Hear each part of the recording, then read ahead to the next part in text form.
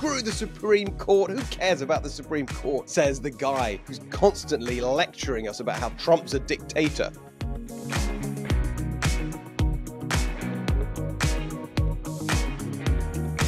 Hello, everyone. Welcome to the Steve Hilton Show. Great show today. A guest that joined me yesterday. I'm taping today's show unlike normal.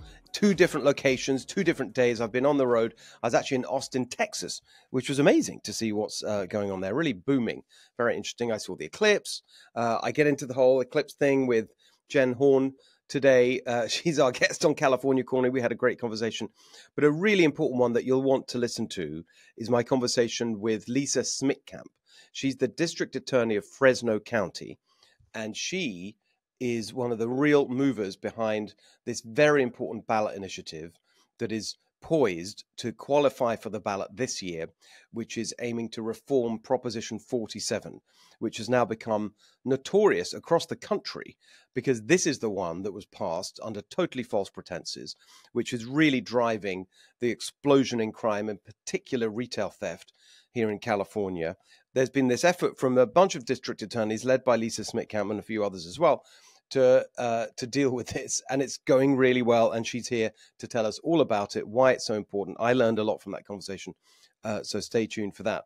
But I want to start today with the big story on 2 fronts, but it's the same point, and it's to do with Joe Biden. And I've said for years that Joe Biden, I mean, look, I take a step back. I always try and be fair and reasonable. Okay. You know me by now. I try and judge things fairly, and I try and be positive and find positive things about politicians, even if I don't agree with them on everything, try and find things about them that I agree with. But I've always said this very, very clearly. I just cannot stand Joe Biden. Why? Because to me, he is the absolute example of the worst of politics, a totally mediocre, corrupt machine politician who has no beliefs, no principles, no convictions. All it's been about in 50 years of him being in politics is just climbing the ladder, trying to push forward his career, regardless of what the issues are. He doesn't have any views about anything that are consistently held throughout his career. He's been on every side of every issue. And we saw that perfectly this week. The absolute perfection of the coincidence of 2 things that happened this week. So number one, where they came out again with this policy of debt relief, student debt relief, which of course is a bribe to their voters and just incidentally shows where their priorities really are, which is the reverse of Robin Hood. I mean, as has been pointed out, this policy of student debt relief is taking money from the poor and giving it to the rich, because the people who benefit will be the higher educated and higher earning people who've benefited from a college degree, and it's working people who never went to college who can be paid for it.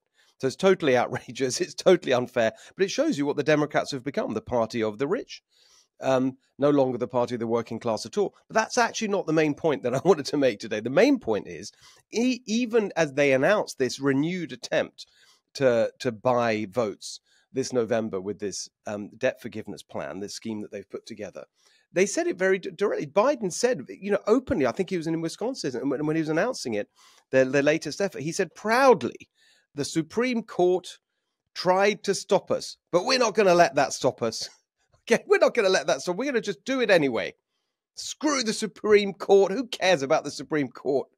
Says the guy who's constantly lecturing us about how Trump's a dictator, who's going to destroy democracy. Oh, no, but when it's him and his attempt to bribe people to vote for him in November with his student debt relief plan, screw the Supreme Court, we're going to do it anyway. But then the next day, we see this interview come out. I think it was with Univision, and he's talking about immigration, and Biden's saying, well, people are telling me that I can do an executive order to secure the border, which is, by the way, what many of us have been saying for years. Every time they say, oh, he can't do anything because it's Congress's fault and Congress has to act. He just can't do something on his own like this. It has to be Congress, and all the chaos at the border. That's all the Republicans' fault because they won't make the right reforms happen in Congress. And we said, hang on a second, you're the one that opened the border, Joe Biden, with executive action. So you can close it with executive action. And so for years, they've been saying, no, can't do that. Now, again, because he can see the damage that it's doing to him politically, they're looking at an executive order that would close the border, which he could have done months, years ago. But now he's finally looking at it. But then in the same interview, he says, although it's possible the Supreme Court might stop us, and then I won't be able to do it. So there you have it, literally in 2 consecutive days, when it's bribing the elite with money taken from working class taxpayers in order to vote for him, student debt relief. Yeah, we'll just ignore the courts. But when it's the border and the courts try and stop him, that's that. Sorry, nothing we can do. So that just tells you a couple of things. First of all, this guy's got no principles. He's got no convictions at all. He's got absolutely no kind of bedrock of belief. It's just whatever helps him politically. But then the sort of total kind of cavalier disregard for the rule of law, for consistency, for anything. It's just unbelievable. And the hypocrisy and just every single thing about it is so revealing of how utterly pathetic, ridiculous this administration is, led by this person, Joe Biden, who, as I say, is just for me the absolute worst example of everything that is disreputable and disgusting about politics. So for the policy conversation this week, I want to talk about something that actually you may not immediately think of as a policy question. It was a story that took a lot of attention in the media this week, covered more as a, you could say, human interest kind of story. But actually, there really is a policy dimension to it, and a very, very important one.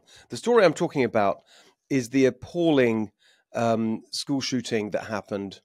Ethan Crumbley, do you remember, was the shooter, and his parents were previously convicted of manslaughter in the way that they were negligent. And I don't want to go over all the details of what they didn't, most importantly, didn't do, or the warnings they had about the mental health problems of their son, the specific warnings about his really disturbed mental state, drawing pictures of a gun, blood everywhere, the fact that they bought him the gun, all of those details widely reported.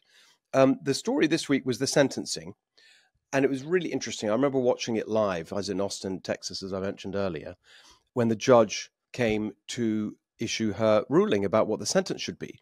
And the prosecutors asked for the maximum allowable sentence, and the victims, in their statements, the relatives of the children that were killed, asked for the maximum sentence, and the judge gave the maximum sentence. And there was a lot of conversation around it in terms of this being a slippery slope legally. They didn't actually pull the trigger. Why the sentence was 10 to 15 years in jail. There's going to be an appeal. We'll see what happens. But it was a really, really strong articulation of a principle that actually should be considered a policy matter. The principle is parental responsibility. This guy, I think he was 15 years old. Clearly the responsibility of the parents. And the broad point here is that if you look at so many of the issues that we more obviously think of as policy issues, whether that's what's going on in schools, what's going on in how children emerge from school ready for the world, whether they're educated properly, trained properly, whether they will fall into behaviors that we'll then have to clean up through the criminal justice system or the welfare system, healthcare, drug, all the problems that you end up addressing in government with policy solutions and taxpayer money, all the kind of programs to remediate things that have gone wrong. Actually, if you had a situation of proper parental responsibility, you could call it universal parental responsibility, where all parents did what most parents actually do, which is to raise their children in a stable, loving home. That is the norm. But there's a large minority now, an increasing minority of children who are not raised in that way, where the parents don't take responsibility, where they're happy to, give the kids a smartphone at some ridiculously early age and sort of basically stick them in front of an iPad as sort of tiny babies, and not give them that kind of human interaction that we know is so vital, reading to them from an early age. All these things are really basic. We really know what makes a difference in raising a healthy child, healthy in the broader sense, physically and mentally. a child that is equipped to go out into the world and be independent and strong and just live a normal life and not require the attention of government in all these programs that cost so much money. And so if we just had a situation where parents were responsible, as I say, like most parents are, then we wouldn't need to spend all this money on these social programs and interventions by the government. And so that question of how you get parents to be responsible is a really, really important one. And I think a lot of the time politicians have said, well, you can't legislate for that. And that's true. Of course, you can't pass a law that will make parents responsible. And so they say, well, there's nothing we can do. That's the way of the world. Society's changing, culture's changing. Parents are like this. They're not getting married as much as they used to and having children without father in the home. That's a whole other issue, by the way. Really interesting conversation that I also taped this week with Brad Wilcox for the Big Ideas Book Club, the new show that I hope you're checking out on that whole question of marriage and family. But this question of parental responsibility, politicians have said there's nothing really we can do about it. And I just don't think that's right, because there are things that have been proven to help parents who may be on a pathway towards not being responsible, to get them back on track. There are specific things. I've written about them. I've worked on these kinds of things back in the day when I was working in the government. If you read my book, More Human, there's a lot about that in there. I'll give you a couple of examples. One is this. It's actually a really, of all the social programs in the Western world that exist and have been evaluated for their effectiveness, the one that has been most of it, it's been around a long time, the one that's been most evaluated to be effective is something called the Nurse-Family Partnership. And it was started in Colorado, actually, and it's been emulated in different ways all around the world. And it's a really interesting one because it takes if you can sort of picture a family that's, really struggling. It may be a single mother on low income and with like really tough situation, really tough circumstances. She's trying to do her best, but it's like a terrible neighborhood and there's a lot going wrong. And so without some kind of help or an intervention, you could easily see that kind of parent just not behaving in the way that you'd want to see to raise a child in the way that we'd all expect. And most people do.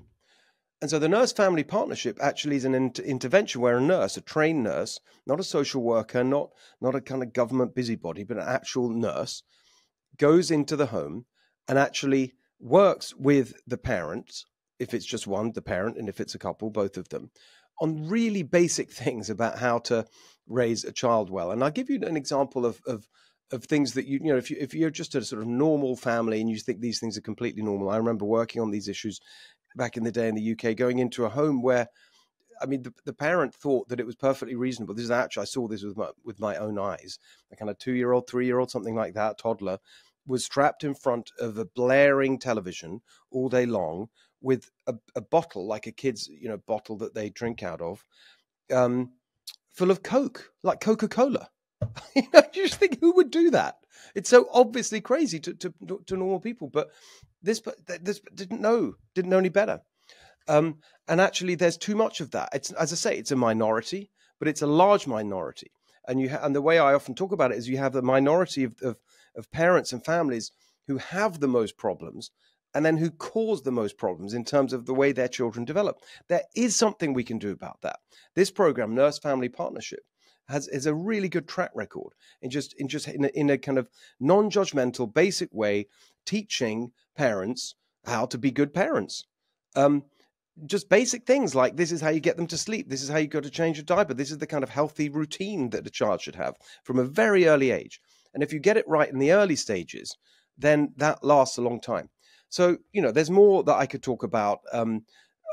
We've discussed some of these before on the show, and as I said, I've written about them. And I'm really interested in this. I'm really focused on it because it's one of those things where if you get this right, you save yourself a lot of time, money, problems later down the line. So this question of parental responsibility that was so much in the conversation this week as a kind of cultural talking point, actually it is a policy question, and there is something we can do about it, and we should. All right, joining us for California Corner today, Jen Horn, AM 870, The Morning Answer. And most importantly this week, the host, the convener of the amazing event that I had the great honor and privilege to be at, and the great fun and pleasure too, the Unite IE conference that you put together with Grant, with your colleagues, in Ontario this Sunday. I literally got off a plane from Japan from my week away with my family, and I went there and I was energized. It was such a great event. What do you, I mean, you've done the 10th one, right? The 10th anniversary. Tell us what your thoughts on the event. Yeah, and just to give you a little history, because I think it's unique, and I think it's unique to people who are listening to the show right now. And that is, so oftentimes people who listen in California or anywhere, if you're of a certain political persuasion, you might feel a little lonely. You might feel like there's a lot of crazy out there and there's maybe nothing you can do to fix it. And so the Unite IE Conservative Summit was actually founded about 10 years ago by my former radio partner, Don Dix, who was an activist who didn't start out that way. But after 9/11 and then after a few other things, people stumble their way into activism. And he saw that there were a lot of groups that were operating kind of in their own spheres. And he thought, what if I took all of these groups that share similar ideologies and I put them all together into one coalition so that we can actually make real change? And so he created the Unite IE Coalition. And he got all of these groups on one page, and he created this event 10 years ago. And unfortunately, 2 years ago, he passed away, but it has been my pleasure and my honor to help him carry on the tradition of this event, to get people energized and activated and realizing that we can make a difference and that it starts with us, that we've got to be part of the process if we want to make real change. And so this year's event, I think, was spectacular. It was huge. We had 800 people in the room. And when you consider California and consider most of our talks were about conservative principles, that's a really great number. And we were energized, and I feel like it was great. We started with Charlie Kirk, who talked a lot about 2024 from a national perspective. You were fantastic talking about California and about saving our state and getting energized, which I think people really needed to hear. Larry Elder was there answering questions from the crowd, totally interactive. We had a DA's panel, which I thought was super interesting, with DA Mike Heshrin from Riverside and Jason Anderson from San Bernardino, Nathan Hochman, who's running against George Gascon. A lot of that focused on fentanyl and that crisis. And of course, the amendment to Prop 47. So that was great. We had a pastors panel, and then you also came back. You were a hard worker with your jet lag, Steve Hilton. And we had our big panel with Assemblyman Bill Asaley, Officer Brandon Tatum, Dr. Sebastian Gorka. And we talked about California. We talked about national issues. And what I thought was most fascinating was listening to you and Sebastian Gorka talk about your experience as immigrants to this country, why you came here, what the country has sort of become, and why we want to fight to save it so that people do still see us as that shining light. And I'll share something that is really interesting. So, I've met Seg Gorka a few times, and he's been on my show. I've been, we sort of know each other a little bit, but we haven't really hung out. And the interesting thing was we both ended up telling a story. I think I told it first, but then he kind of said, "Oh my goodness, that's exactly what we had exactly the same experience, because not only are we both immigrants, we're Hungarians." Right. His parent, we're both from Hungarian families. Via the UK, which I think is so very interesting. Similar trajectory, identical actually. And I told this story, which I don't know if I've actually told on this show. I've told it before, which is when we first got here. So we moved here in 2012 from England, and I noticed that people, conservatives and Republicans would often say, in response to Democrat policies at the time, Obama and so on, that's communist. They'd use the word communist. That's communist. Right. I remember thinking, honestly, that's over the top. I know communists, right? My family lived under communism. I used to go I saw it with my own eyes and so on. That's a little bit over the top. And, you call it socialist, call it big government, whatever, but the communist, a bit much.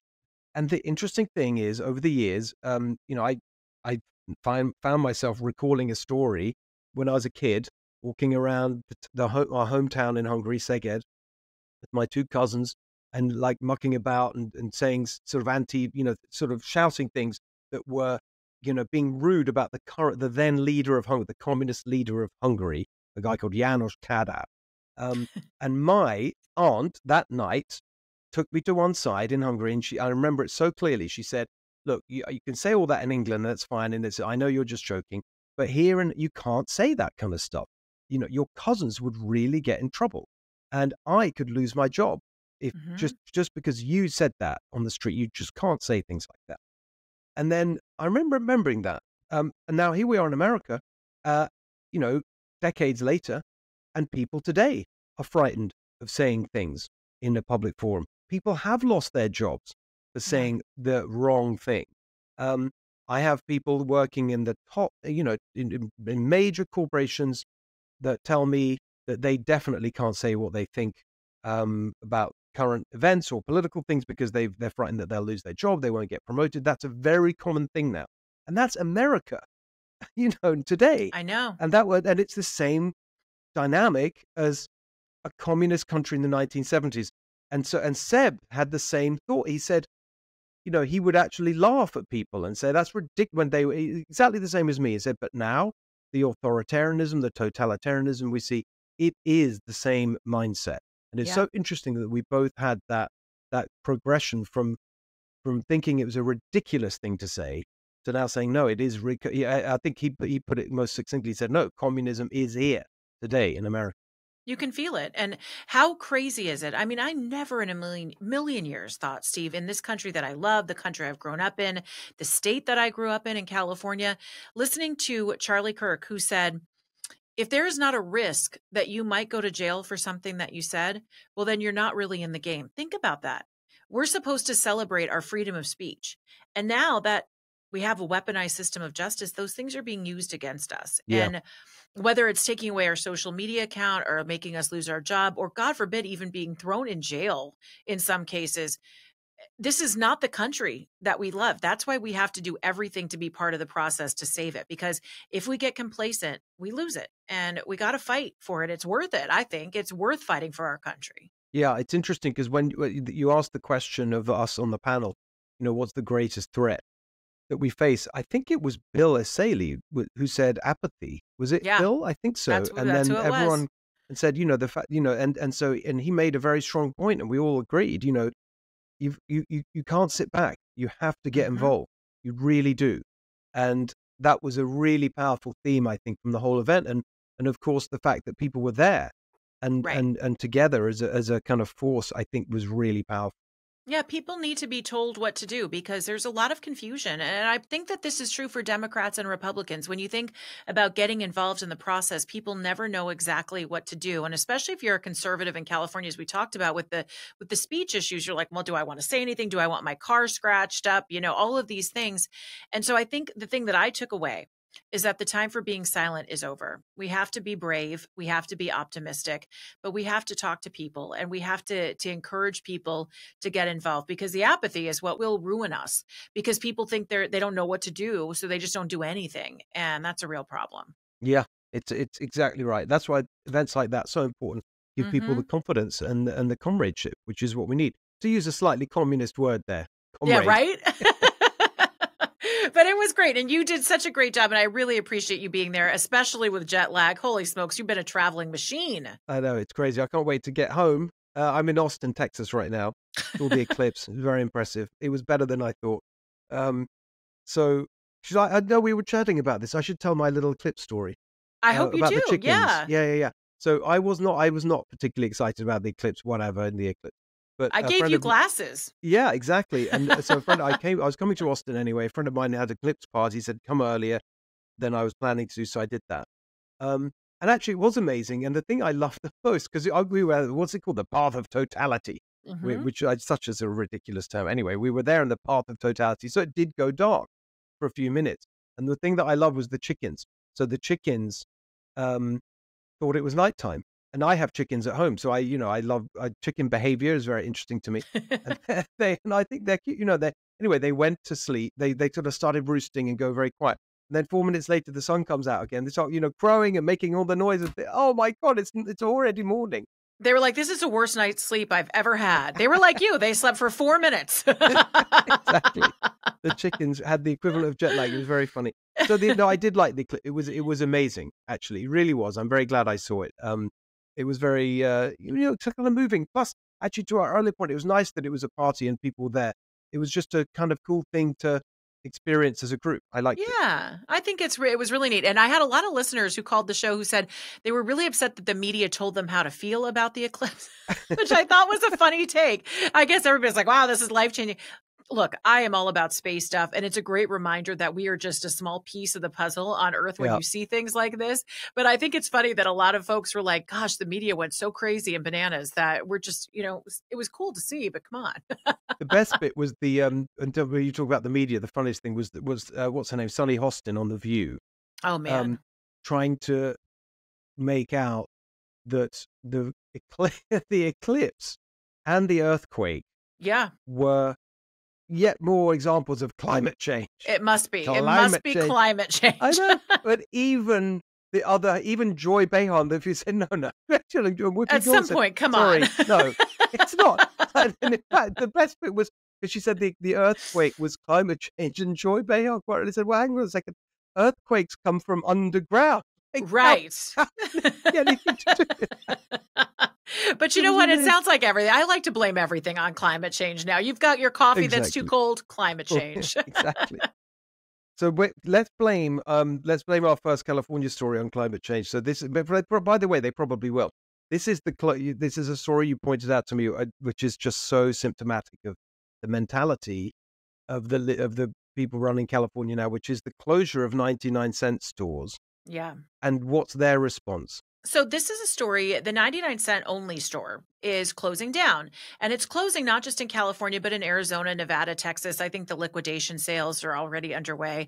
But the funny part of this story, and I actually thought that some rich investor should have come in and changed it to the Joe Biden $9.99 only store, just to make sure he owns the inflation that we're all feeling, which is why these stores aren't in business. But the LA County Board of Supervisors this week, I had to read the story twice because I'm like, you've got to be kidding me.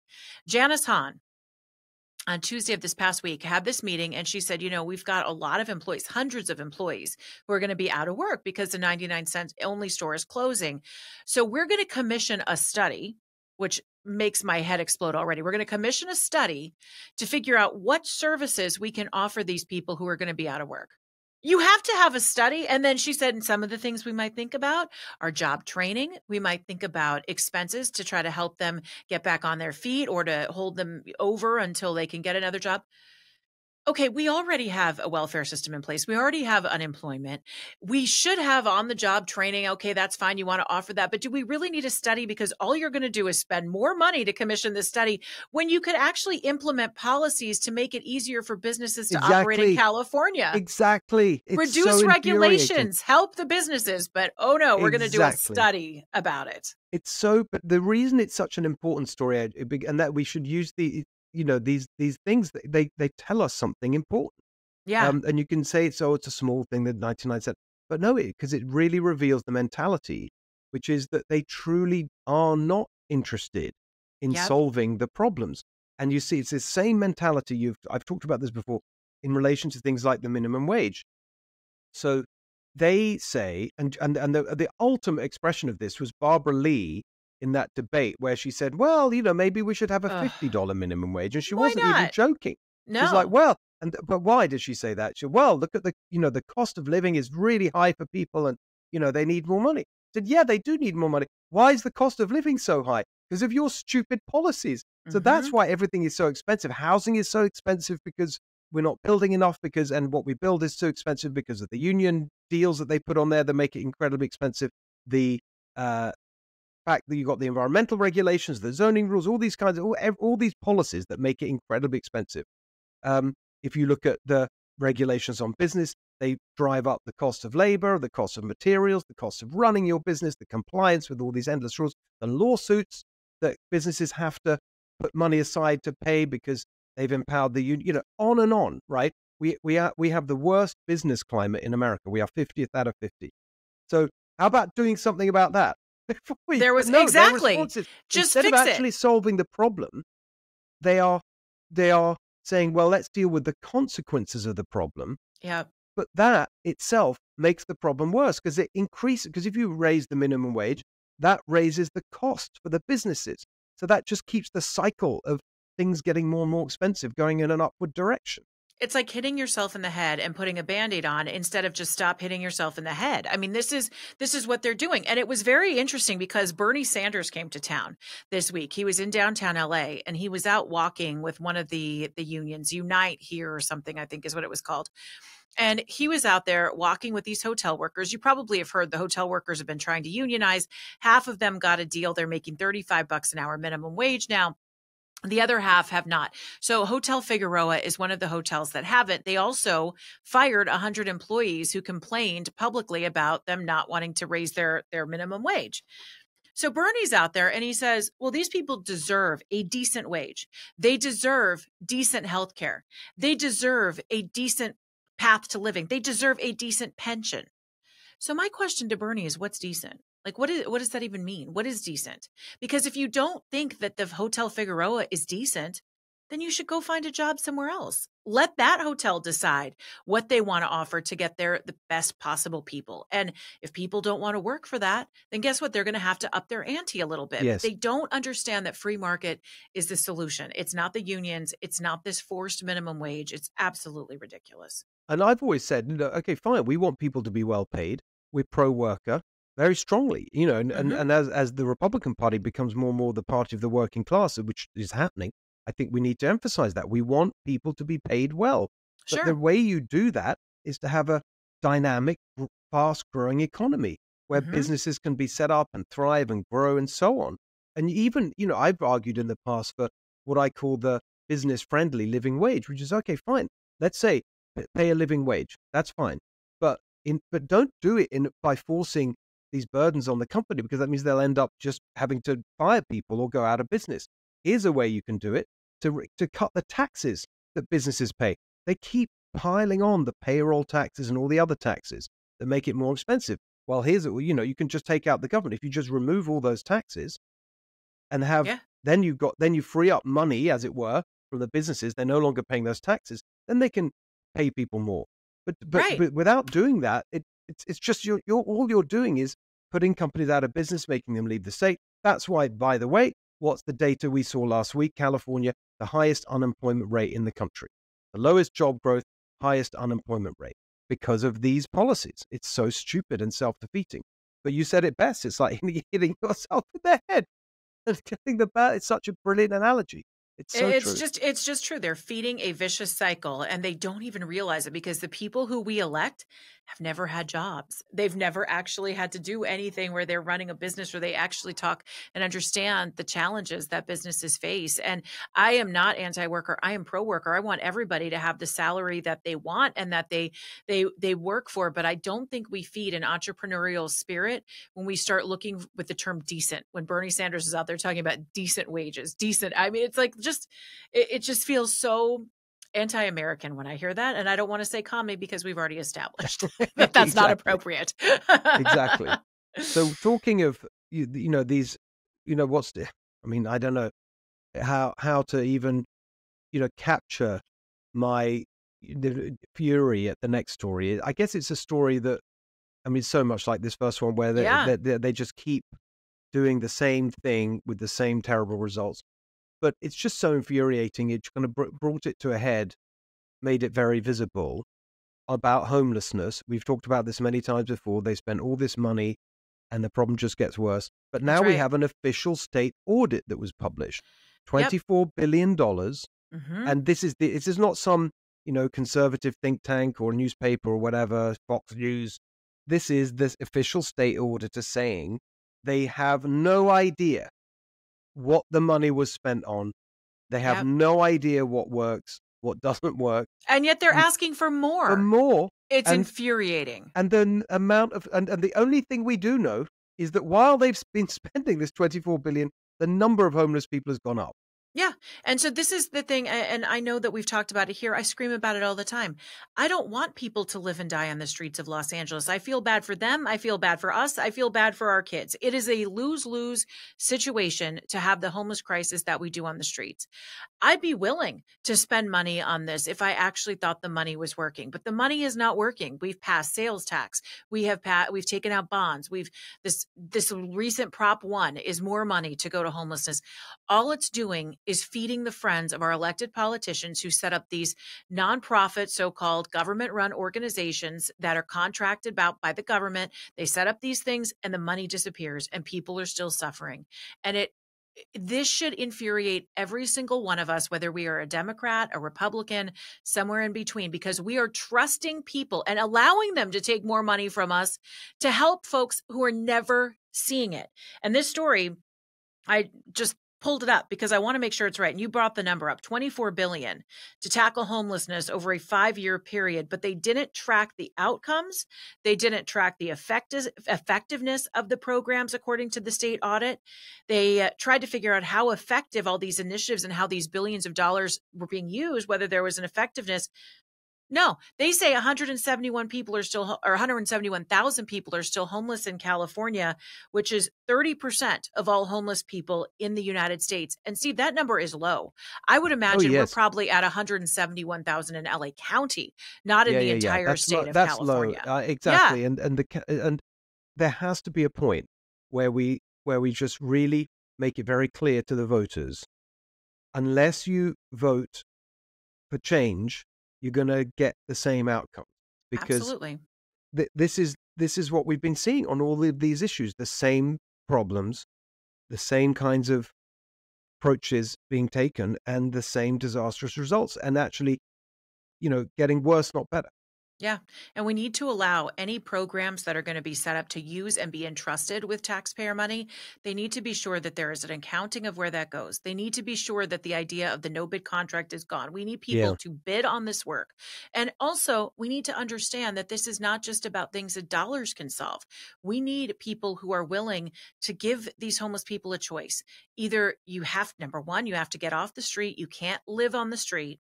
And if you are in trouble with the law, you need a choice to go to treatment. And we have to initiate that. It is tough love, but it has to be done. Dr. Drew Pinsky is not political, but he is someone who has said that we have to figure out ways that we can compel people to go into treatment. And this is what has to happen, because the people who are living on the street, we've not only incentivized people to come here and be like a vagabond on the streets of Los Angeles, but we have so much mental illness, so much drug and alcohol addiction. Yeah. We have to fix it. That's the humane thing to do. Of course It's it not humane to leave people out on the streets. Ugh. So we've got a conversation in this episode with Lisa Smittcamp, who's the DA of Fresno County, on the Reform Prop 47 initiative. Sure. And she gets into that very important conversation, and it's so true. By the way, just as I remember back in the day working when we're in the UK government with the policy reform program. I'm not sure. I need to go back and see how well it was implemented, but we had a very clear concept for some of these services. They're taking in a lot of money from the government. It was called payment by results. We even had a 3-letter acronym for it, which means it definitely was real. In the civil service, if you have a 3-letter acronym, that means it's real. So PBR, payment by results, PBR programs. And so, for example, I do remember we applied it to prison rehabilitation as well, to stop recidivism. So people would, so you had a contract to a private company to manage the probation, and when people come out of jail, and they were only paid, well, their contract specified certain milestones had to be met to get their money as a contractor. And I do remember for the prisons, it was the final installment for the company providing the service. They'd only get paid if the guy or woman in jail had been in a job for more than 12 months. So the ultimate kind of success measurement was, if you've been in jail, was getting someone in a job, because the job was a proxy for getting your life back on track. If you can hold down a job for a year, that means you really have turned a corner. And so the agency, the company being paid for the service, that was their measure to get their final installment of their money. At least that was the theory. I'd left by the time it was really fully implemented, but that was definitely how it was designed, or how we intended it to be designed. I think we also have to really stop kidding ourselves, and that the idea that you can sleep on the street, it's not legal. We already have laws on the books that say it should be zero. It shouldn't be. It should be zero. The number of people sleeping on the street should be zero. we don't enforce that. And so people think they can sleep on the street. I'm not sure if I told you this. I may not have shared. I live in the San Fernando Valley in California. I live in a mountainous community, which means that a lot of times people will use the streets to go up into the mountains. The homeless people, they'll live there, they'll camp there. And I came home just a couple of weeks ago and there was a woman on the sidewalk that I literally thought was dead. And I looked at her and I was like, oh God, what am I going to do about that? I go inside the house. I was trying to figure out if I should call the police because I figured they wouldn't come. And all of a sudden I hear the sirens outside my window. Woo, woo. And I look out and I see a fire truck pulls up. And I thought, great, this woman's going to get the help they need. Basically, they woke her up and they found out she was alive. They said, are you okay? She said, yes. They got back in their truck and they took off and left her to go back to sleep on the street. Oh my goodness. Now, that is not going to end the problem. That only incentivizes the problem. And so until we start changing the ability for allowing law enforcement to start doing their job and start enforcing the no camping rules, we're never going to have an end to this. Yes, we can deal with mental illness and addiction, but we have to start, number one, first and foremost, with enforcing the laws on the books to ensure that people aren't living out there. And then when they say, I mean, look, I talked about it just now in relation to this Biden kind of picking and choosing which court rulings he's going to ignore or not. But you have to say, like, he set a precedent. I mean, the reason that's given by all these authorities in California and elsewhere for not enforcing the no camping ordinances is, well, we can't because there's a Supreme Court ruling, the Boise ruling, that says you're not allowed to if you don't have sufficient shelter beds, blah, blah, blah. And then now that's going back to the Supreme Court with Grants Pass and Oregon, all these cases and whatever. We'll see what happens. But that's the reason they give. Oh, we can't. Our hands are tied. It's the law. Well, if it's okay for Biden to totally ignore the Supreme Court in relation to student debt, why, what's the difference here? Right. I mean, he's set a precedent now of just ignoring the law. The Supreme Court doesn't matter. I'm not advocating for that, but I'm just saying, by the way, if we're going to do that, let's at least do it for something so egregiously unacceptable as people sleeping on the streets. Yeah. And I also read a story. You probably missed this one. I mean, it gets so ridiculous that now, if you're not living on the street, chances are you might have an RV. We've talked about the problem around LA where people have these hunk of junk RVs that look like Soledad, they don't even have tires. She's on the, the advisory board for Golden Together, my organization. She's fantastic. She has one, like literally the guy outside her house that could see into her house and he's sort of flashing and, walking around with nothing on and like she has to sort of shut the curtains in her own house because of this guy. They're putting these huge cement blocks up on LA streets now to try to prevent these campers from parking because not only is it an RV that's an eyesore, but then they build an encampment onto the RV. And so stunning. Now the city of Los Angeles is trying to rent public land from Caltrans, from the state of California, to park these RVs to store them for people. It's just ridiculous. This is not how you fix the problem. The problem is you say, if you can't camp on Nordoff in the San Fernando Valley, you just can't do it. Camp at a camping ground. You can't camp here. But by the way, I must get her on to talk about the Soledad. She had this amazing story of where she tried to get the city council. She's in Venice. She tried to get the city council to do something about it. And they said, well, we can't because there's no signs on the street saying no RV parking. So she said, well, there are, because on the main boulevards in Venice, there are signs. So it's obviously the case. She said, but there isn't one on your street. It's a side street. And she said, okay, great. Well, put one up. And she said, we can't put one up. You, the resident, have to go around and get a petition and have more than 50% of the local residents sign a petition to get us to put a sign up for what the law already is. I just think, what kind of mad world are we in? It's just like back to the residents. I know. It makes you wonder when you go to these electeds too for help, like the city council or whatever it might be. I mean, I laughed about this guy. You probably saw it. It went viral. The guy who had 700 tons of garbage in his yard, and the poor neighbors are like going to the city council. They're going to Karen Bass, the mayor of LA. They're going all over the place because it stinks. Quite literally, it stinks, and they're being ignored. And so finally, it gets picked up by the media. And then what do you know? 700 tons of garbage is pulled out of this guy's house. And Karen Bass comes out and says, "Oh, well, we didn't know. You know, I'm new here. I'm new here," she says. Like, I'm the mayor of Los Angeles, but I'm new here. And we'll investigate why these claims went unanswered. They go unanswered because unless you are the loudest of the squeaky wheels, you're not going to get the I know. services that you deserve. And we spend so much to live I here. know. It's so broken, all of it. Oh, very frustrating, but we're going to make the change happen. I'm very confident of that. Step by step. Exactly. And this conversation is part of it. Jen, great to see you as always. Thank you so much. Thank you, Steve. So joining us for Candidate Corner today is someone who's not actually a candidate right now, but is leading an incredibly important election effort, which is the effort to reform Prop 47. We all know about the notorious Prop 47 and all the problems it has caused. But the person who we can thank if we manage to deal with it is my guest today, District Attorney, Fresno County, Lisa Smittcamp. Lisa, how are you doing? Hello, I'm doing great, and I'm only one of many. So yes, I'm happy to be here to talk about the fixed Prop 47 reform.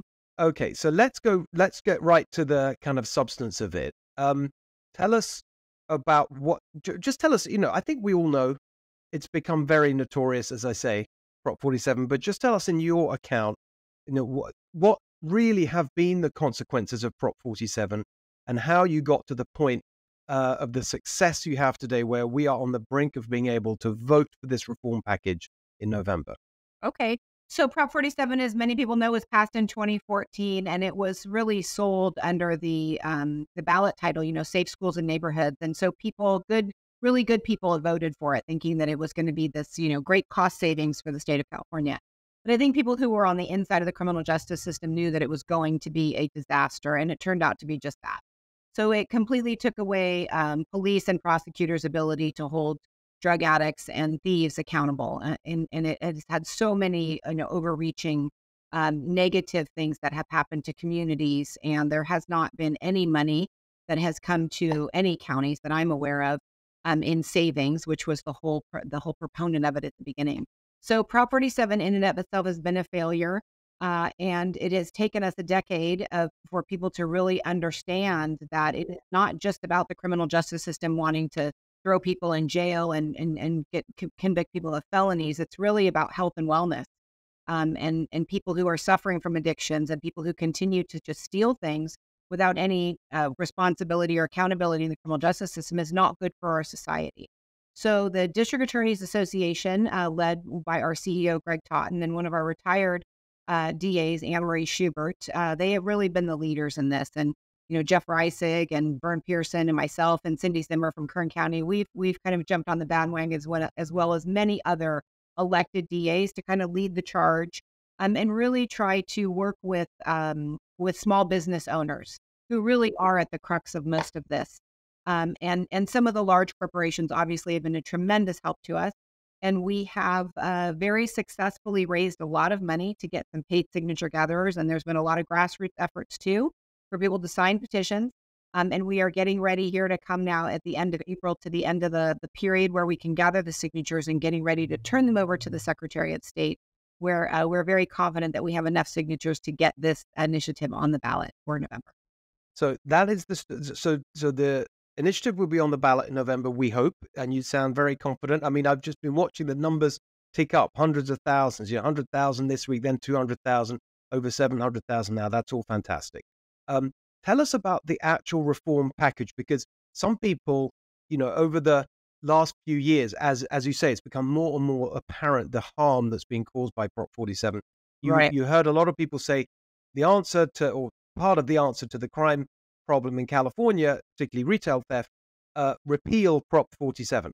Now, this package isn't repeal, is it? Tell us what is in the initiative that you're about to get on the ballot. Okay, that's correct. It's not a cancellation of Prop 47, although there's many people, in the criminal justice system that would like that to happen. That is really not where we are. What we're doing right now is we are taking the opportunity to really aggregate crimes. That's sort of the crux of it. So under this act, the Homelessness, Theft, and Drug Addiction Reduction Act, we are going to be able to say if people have suffered 2 convictions for a theft crime, the third time they can be charged as a felony.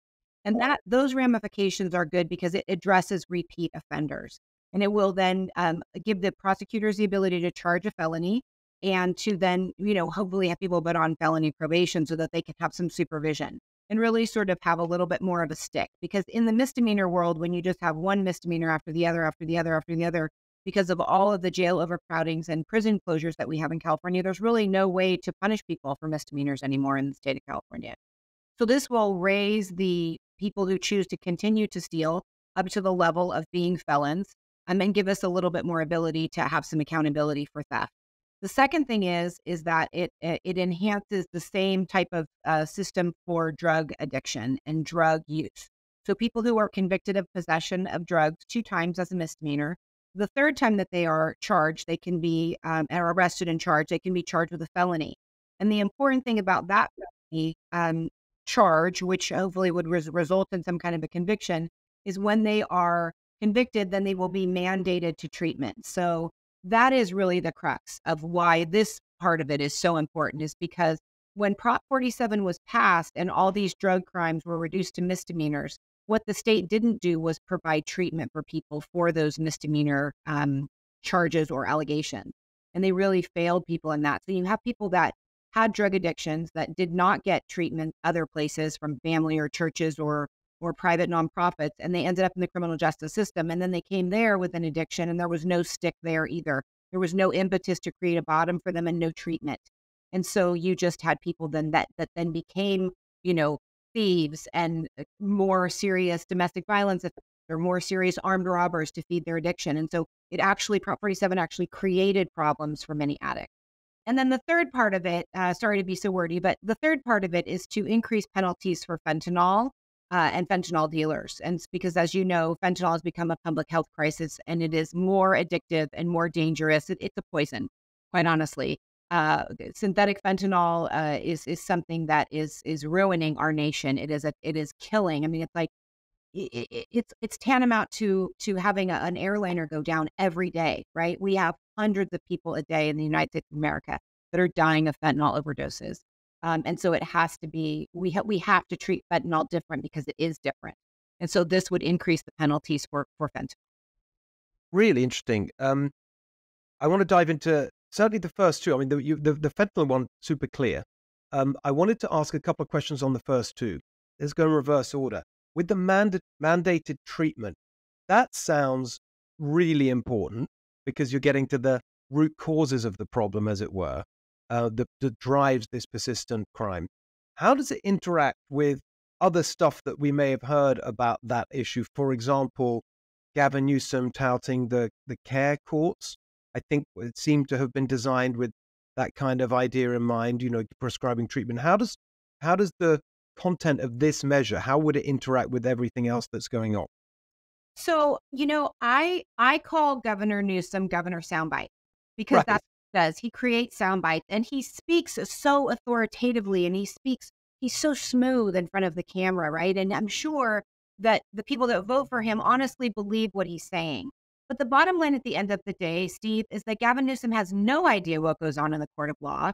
He has no idea what goes on the streets with regard to people who are suffering from these addictions and need this treatment. So I have a hard time with him, touting these care courts, because we have courts in California. We have had drug courts for many years that did what tried to do what Prop 47 was touted to do, right? Was give people an opportunity to get clean. We had PC 1000, we had Prop 36 drug court. We had all kinds of opportunities for people to get clean.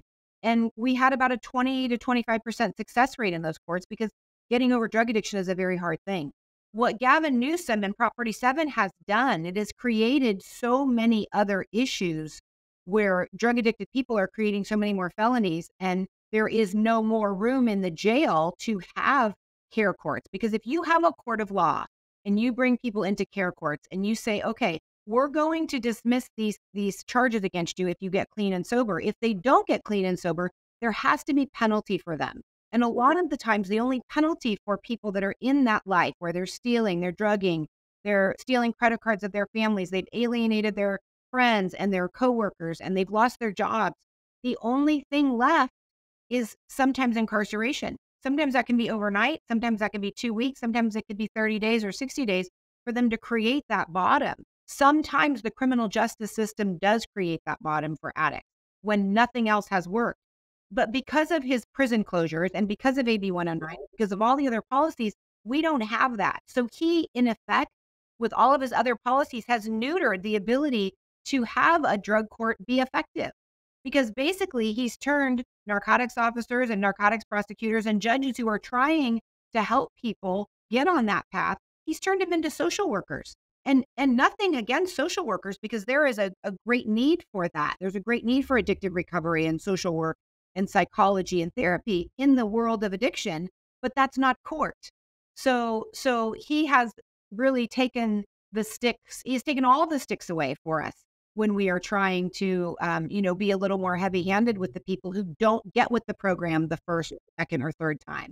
Because every county in California had the opportunity for people to do drug courts, but drug courts really don't exist anymore. In fact, I believe Fresno County is one of the only counties that still has, a very, small drug court, because when you have people who are addicted to cocaine or methamphetamine or now fentanyl, and you encounter them in the street and you give them a traffic ticket, which I always call like a party invitation, right? Who's going to come? When people are drug addicted and it's a misdemeanor and there's no stick, or they know that once they're cited to go to court in 30 days, they're addicted. They're out on the street. They care about getting high. They're not putting that in their calendar to be in court in 30 days. So what happens is they fail to appear. Their addiction continues. It gets worse.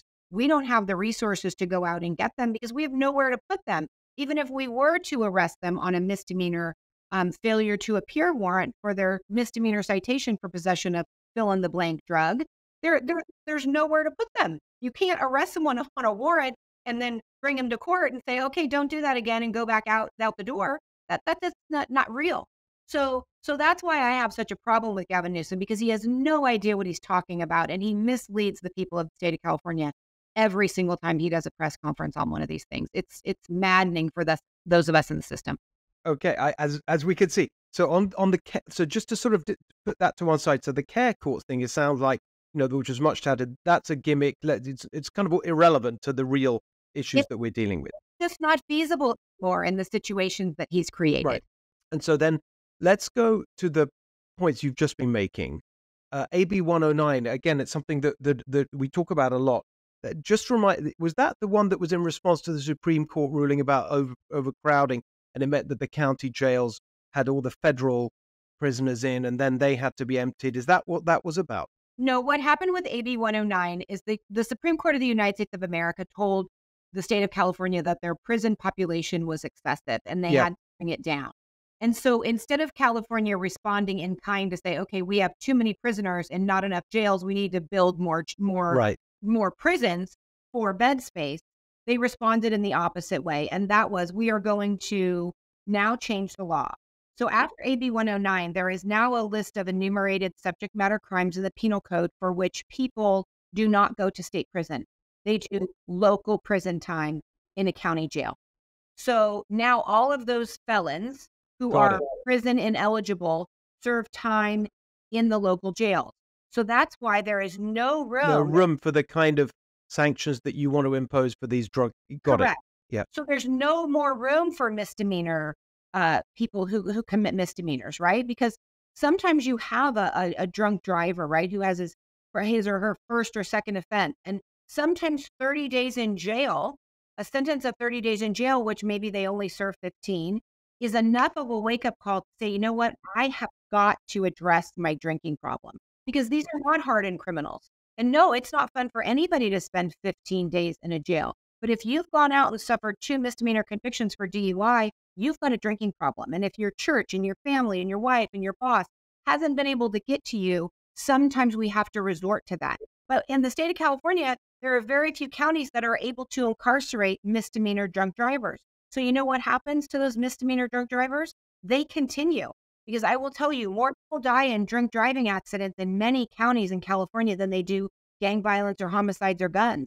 And why is that? You ask yourself, it's because there's no accountability the first time and the second time. And the drinking continues and the behavior continues and there's no accountability. And then we have, what very sad, we have, deaths that occur because of this behavior. So if you had your way and we had a sort of real anti-crime reform program, we would build more jails. we would repeal AB 109 and restore the ability for those felonies to those criminals to be put back into state prison where we'd have more space? Is that the sort of direction we would go?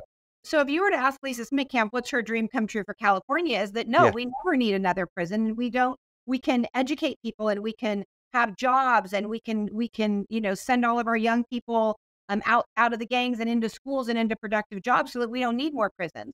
Right. But we don't have that situation, right? We have more gun dealers, more traffickers, more people who want to traffic guns and drugs and women today than we've ever seen before. So yeah, we have a very serious crime problem in the nation, right? Not just in California, but the way California's manages prison system is terrible. And the politics are such that, we have this sort of woke mentality that prison is clean.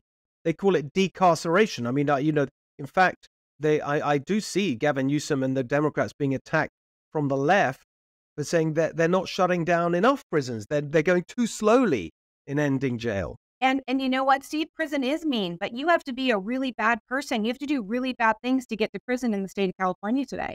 And so, all of these people who have all of this junk science that high police presence and the presence of law enforcement in communities doesn't deter crime, they're just wrong. Sadly, people believe all of these things. So yes, the state of California has increased everything, as far as I know, in the last 20 years. We are building more housing. We are building more hospitals. We have more stores. All of our services are increasing, but the politics say that we can't have more prisons.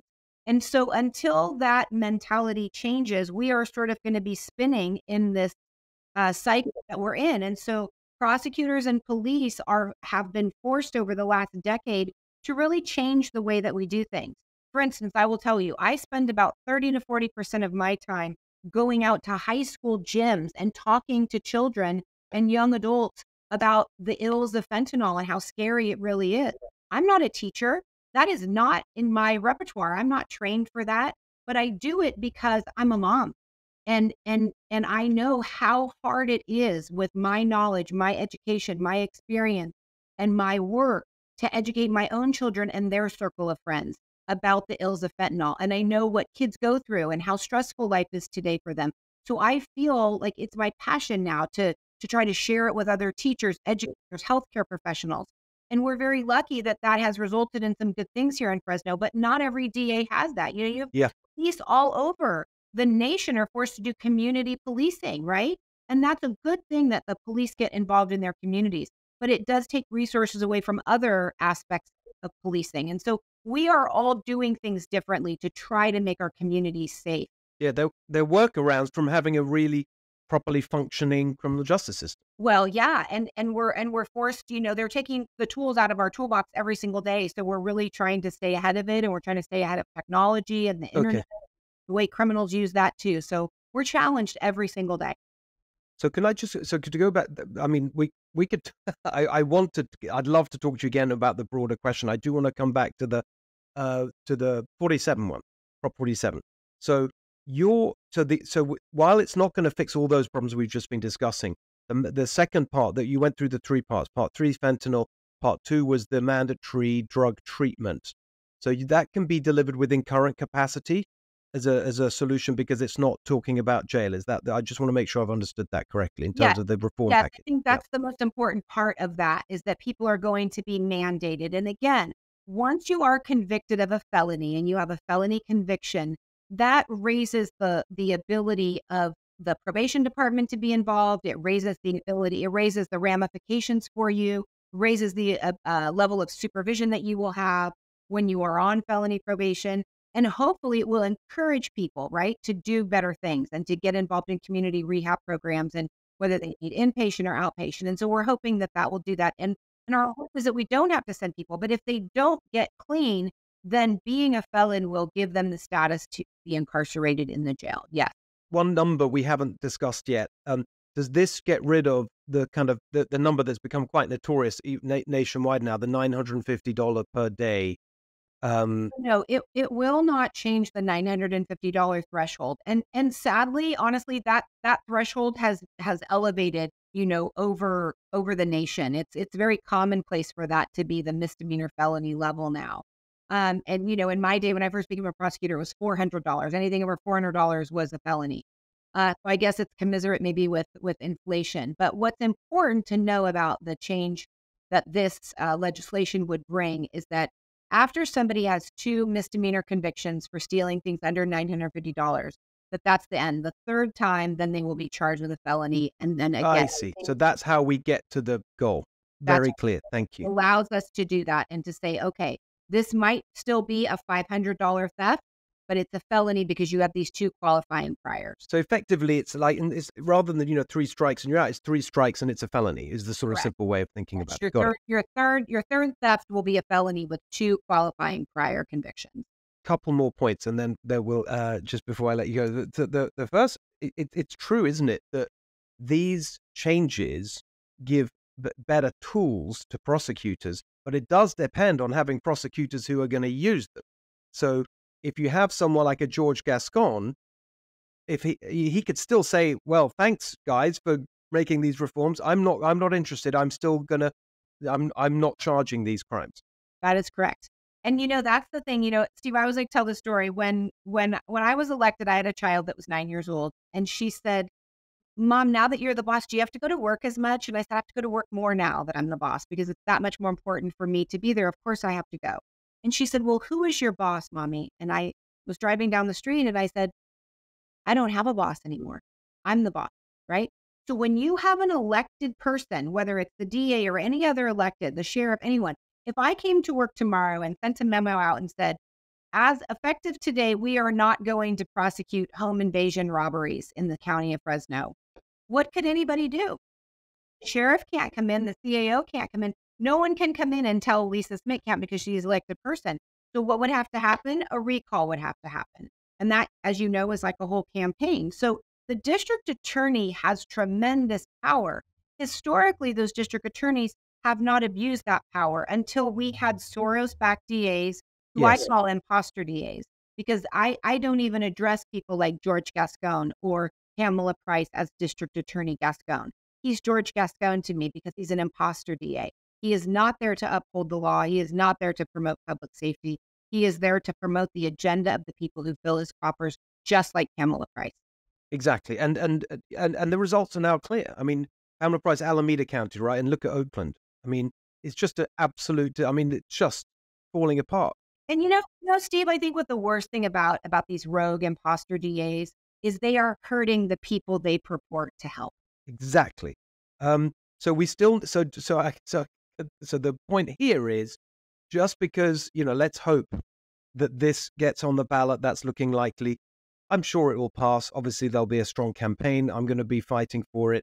But, we've got some Democrat mayors even on board with it. Mayor of San Jose, Mayor of San Francisco. I'm feeling good about it. Yeah. But even then, you need crime-fighting DAs. You can't just assume that this reform will do the job. The last question I have for you is, I don't even know if you've had time because you're busy doing your job to even look at it. I think I read about this just yesterday. Democrats in the state legislature have proposed a package of bills, I believe 6 in total, that they say will achieve the goals of your initiative without needing to pass the initiative. What are they talking about? More lies. So yes, I'm very well aware of that. That's been brewing for some time. I saw the press conference yesterday. And, the thing is if you really get into the weeds of Prop 47, the only way to sort of fix it is by proposition, which is why we're doing it the way that we're doing it. And I'll just let you know, there have been over 20 bills that have failed the Assembly and the Senate up until this point, right? So until this initiative gains so much strength and so much encouragement from the public, and we have people lining up literally to sign this petition, people literally donating money, corporations throwing money at it, saying, yes, we will. Yes, we want it. And so now these people in the legislature are saying, oh, no, we don't need that. And it's all Newsom and his people because they don't want to kill 47 and they don't want to. They supported it. They're embarrassed because of course, because then they have to admit failure. And not only do they have to admit the failure from the policy that they tried to implement, but they've been defending it, right, by their junk science and the stats that really do not reflect the reality of what goes on for 10 years. And what I mean by that is there are statistics that in certain counties that say, oh, this kind of crime is down, theft is down, drug use is down. Well, guess what? It's because people have lost so much faith in the system, they don't even call anymore because the police officers tell them when they come out, I can take this report for you, but I'm just going to tell you, no one's going to go to jail. And in some counties, the DA won't even prosecute misdemeanors anymore. They just don't do it because there's no purpose to it. You know, we could go on for hours and hours about the other things that have happened and how the legislature up in Sacramento has completely annihilated the ability to even put misdemeanors on probation. Many misdemeanor crimes have 1 year probation now. So it's over. Before they even get on a path to doing anything productive, their probation is over. And then they're back to, you know, misdemeanor type crimes again. So it's time for the tides to change in California. And this would potentially be the most important piece of public policy legislation that's passed in a decade. Well, fantastic that you're here today to tell us about it, but more importantly, to do the work to make it happen. I'd love to talk to you more about all those other things. I mean, it's a big issue. It's the number one issue for so many people in our state. Also, people watching and listening around the country, as well as in California, I bet they're saying, I wish we had a DA like you. Great to see you, Lisa. I get a lot of offers to move to other jurisdictions, but I'm a Fresno girl, born and raised, and I will never leave. So this is my home. Fantastic. Thank you so much, Lisa Smittcamp. You're most welcome. Thank you so much for having me. All right, so I'm laughing already because this story is so ridiculous. This is what I want to get off my chest this week, which is about the attitude of government unions. We've talked about this before, but this is so ridiculous. You won't believe it. Here's the story. Here in California, Governor Gavin Newsom, this is a story I'm reading from Politico. The headline, ready or not, Newsom wants state workers back in the office. Here's the first line. After 4 years of remote work, Governor Gavin Newsom wants California's 240,000, by the way, nearly 250,000 state workers to return to their offices. The state workers are not taking it well. By the way, they are asking the workers to come in, wait for it, 2 days a week, 2 days a week, starting June the 17th. And what's the reaction from the unions, the government unions that represent this army of busybodies and bureaucrats? No, we're not doing it. No way. 2 days a week? Are you kidding? This is a direct quote from a guy called Tim O'Connor, president of CASE, C-A-S-E, a union representing state attorneys and judicial workers. Direct quote. Obviously, we're not happy with it. Obviously. Yeah, obviously. 2 days a week. Are you mad? Obviously, that's crazy. You can't expect us to come in the office 2 days a week. I mean, it's just unbelievable, just the language. Obviously, we're not happy with it. And they're gonna fight these return to office mandates. And there's another union here saying there's no way that we're going to do this. And they're complaining about the additional financial burden that comes with going into the office. I mean, yes, like normal people across the country. I mean, it's just so absolutely ridiculous. And you've got the mayor of Sacramento. Obviously, a lot of these workers are in Sacramento, the state capital, and just making the point that actually, you know, the fact that they're not coming in and it's such a big employer in Sacramento, it's a huge impact on the city, on downtown and all the things we know, you know, like restaurants and coffee shops and sandwich, all this business that's been lost when people don't come into offices. Never mind the aspect of productivity and creativity and just the humanity of people working together on a team and so on. No, absolutely out of the question. Not even for 2 days a week. 2 days a week is too much for these government workers. They just want to sit at home all day. By the way, this comes in the week, as we discussing earlier, where the state auditor has revealed that these government programs that these people are supervising just waste billions and billions and billions of dollars of taxpayer money on programs where no one knows what works, what doesn't work. I mean, just endless examples of the complete, failure of these government workers to do their job properly. But what they really care about is being able to stay at home all the time and do their jobs from home. And the idea that Gavin Newsom wants to sort of get them into the office for 2 days a week, let's conclude with that sentence again, which is just so stunning. Obviously, we're not happy with it. Well, obviously, we're not happy with you lot. For goodness sake, what planet are you on? All right, that is our show for today. Hope you enjoyed it. Remember that the next episode of Big Ideas Book Club with Brad Wilcox talking about the importance of marriage, what's going on with marriage, and why it's such a foundational institution in our society, and what we need to do to try and strengthen it. Fantastic conversation. That's coming out on Monday, Big Ideas Book Club. I hope you're following that show and all our interesting conversations there. And of course, make sure you come back here for the next episode of The Steve Hilton Show. We'll be back next week. Follow us on Apple, YouTube, Spotify, wherever you get your podcasts.